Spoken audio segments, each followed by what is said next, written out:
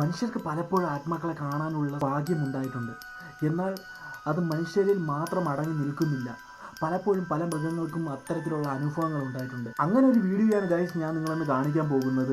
Okay guys, നിങ്ങൾ ഈ channel ആദ്യമായിട്ടാണെങ്കിൽ എൻ്റെ പേര് പലതരത്തിലുള്ള ഗോസ്റ്റുപരമായിട്ടുള്ള വീഡിയോസും ഈ ചാനൽ അപ്ലോഡ് ചെയ്തിട്ടുണ്ട്. അതൊക്കെ ഇൻട്രസ്റ്റിംഗ് ഉള്ള ഒരാളാണ് നിങ്ങളെങ്കിൽ ഉറപ്പായി ഈ ചാനൽ സബ്സ്ക്രൈബ് ചെയ്യുക, അടുത്തുള്ള ബെല്ലൈക്കൻ കൂടി അമർത്തുക.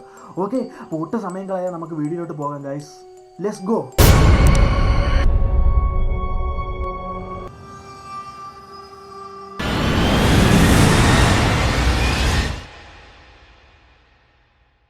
ഞാനും എൻ്റെ അമ്മയും ഒരു വിനോദയാത്രയ്ക്ക് പോയപ്പോഴാണ് ഇനി പറയുന്ന വീഡിയോ ക്ലിപ്പ് ചിത്രീകരിക്കപ്പെട്ടത്. നമ്മൾ പോയ ഏതാനും രാത്രികളിൽ ഞങ്ങളുടെ പൂച്ചകളെ വീട്ടിൽ തനിച്ചാക്കി പോകാനാണ് നമ്മൾ തീരുമാനിച്ചത്.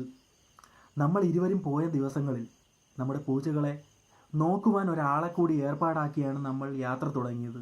ഞങ്ങൾ രണ്ടുപേരും വീട്ടിൽ തിരിച്ചെത്തിയപ്പോൾ അവരുടെ പെരുമാറ്റത്തിൽ ഒരു വിചിത്രമായ മാറ്റം നമ്മൾ മനസ്സിലാക്കി. അങ്ങനെ നമ്മൾ വീട്ടിലെ CCTV ദൃശ്യങ്ങൾ പരിശോധിക്കാൻ തീരുമാനിച്ചു. ഇതാണ് നമ്മൾ കണ്ടത്.